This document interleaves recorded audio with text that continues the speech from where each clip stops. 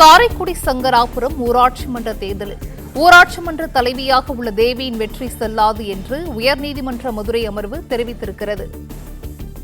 கூடுதல் விவரங்களை செய்தியாளர் ஆனந்த் வழங்க கேட்கலாம். ஆனந்த், வணக்கம். இது குறித்தான விவரங்கள்.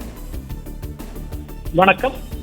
காரைக்குடி சங்கராபுரம் ஊராட்சி மன்ற தேர்தலில் தேவியின் வெற்றி செல்லாது, அவரை எதிர்த்து போட்டியிட்ட பிரியதர்ஷினி என்பவரின் வெற்றி செல்லும் என்ற விசாரணை நீதிமன்ற உத்தரவை உறுதி செய்து சென்னை உயர்நீதிமன்ற மதுரை கிளை உத்தரவிட்டிருக்கிறது. சிவகங்கை மாவட்டம் காரைக்குடி சட்டமன்ற உறுப்பினர் மாங்குடி அவர்களின் மனைவி தேவி உயர்நீதிமன்ற மதுரை கிளை அமர்வில் தாக்கல் செய்திருந்த மனுவில் சங்கராபுரம் பஞ்சாயத்து தேர்தலில் கடந்த 2019 ஆண்டு நடைபெற்றது. இதில் 2020 ஆண்டு ஜனவரி மாதம் நடைபெற்ற வாக்கு எண்ணிக்கையில் முதலில் தான் 62 வாக்குகள் வித்தியாசத்தில் வெற்றி பெற்றதாக அறிவிக்கப்பட்டது.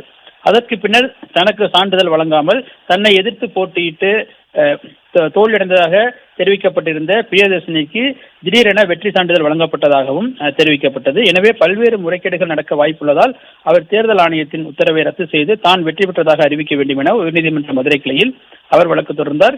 இந்த வழக்கை விசாரித்த உயர்நீதிமன்றம் தேவியின் வெற்றி செல்லும் என அறிவித்து பிரியதர்ஷின் விசாரணை நீதிமன்றத்தை நாடி தேர்தல் வழக்கு தொடர்ந்து உரிய நிவாரணம் பெற அறிவுறுத்தியிருந்தது. அதன் அடிப்படையில் பிரியதர்ஷினி சிவகங்கை மாவட்ட நீதிமன்றத்தில் தேர்தல் வழக்கு தாக்கல் செய்தார். தேர்தல் வழக்கை விசாரித்த சிவகங்கை மாவட்ட நீதிமன்றம் தேவியின் வெற்றி செல்லாது, பிரியதர்ஷினி வெற்றி பெற்றதுதான் செல்லும் என கடந்த மாதம் உத்தரவு பிறப்பித்தது.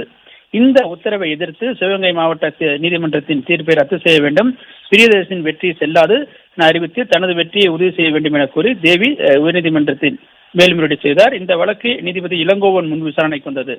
அனைத்து தரப்பு வாதங்களுக்கு பிறகும் தேவியின் மேல்முறையீட்டு மனுவை தள்ளுபடி செய்து நீதிபதி உத்தரவிட்டிருக்கின்றார்.